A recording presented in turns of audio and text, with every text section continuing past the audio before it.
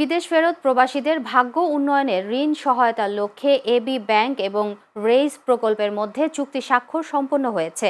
আজ সকালে রাজধানীর নিউ স্কাটনে প্রবাসী কল্যাণ ভবনে এই চুক্তি স্বাক্ষর অনুষ্ঠানের আয়োজন করা হয়।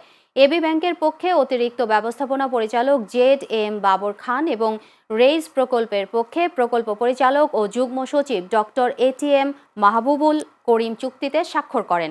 এ সময় তারা বলেন, এই চুক্তির মাধ্যমে বিদেশ ফেরত কর্মীদের ব্যবসা শুরু কিংবা সম্প্রসারণের জন্য আর্থিক সহায়তা প্রদান করা হবে, যা তাদের জীবন মান উন্নয়নে সহায়ক হবে। অনুষ্ঠানে এবি ব্যাংকের ডিএমডি এবং সিবিও ইফতেখার এনাম আওয়াল এবং রেইজের উপপ্রকল্প পরিচালক জাহিদ আনোয়ার সহ উভয় প্রতিষ্ঠানের ঊর্ধ্বতন কর্মকর্তারা উপস্থিত ছিলেন। এবি ব্যাংক শুরু থেকেই ক্ষুদ্র এবং মাঝারি উদ্যোক্তাদের ঋণ দিয়ে আসছে। বিগত দিনে আমরা অনেক উদ্যোক্তাদের ঋণ দিয়েছি এবং তারা সফলতার সাথে আরও বেশি বড় ব্যবসায় করতে পারছে। আমি ধন্যবাদ জানাচ্ছি রেইজ প্রজেক্টকে। এটা আজকের যে উদ্যোগটা রেইজ এবং রেইজ প্রজেক্ট ওয়েস্টার্ন ডেভেলপমেন্ট বোর্ডের এবং এবি ব্যাংক পিএলসির, এটা একটা চমৎকার উদ্যোগ।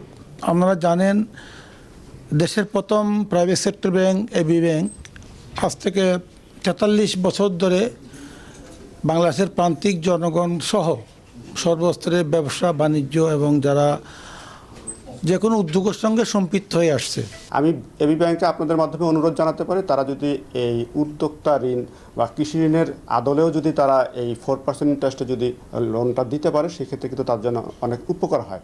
এবং ব্যাংক যখন লোন দেয় না বা দিতে পারে না, তখন কিন্তু তারা এনজিওর কাছে যায় এবং তাদেরকে কিন্তু 18 থেকে 20, 22, 27% ইন্টারেস্টে তাদেরকে কিন্তু লোন নিতে হয়।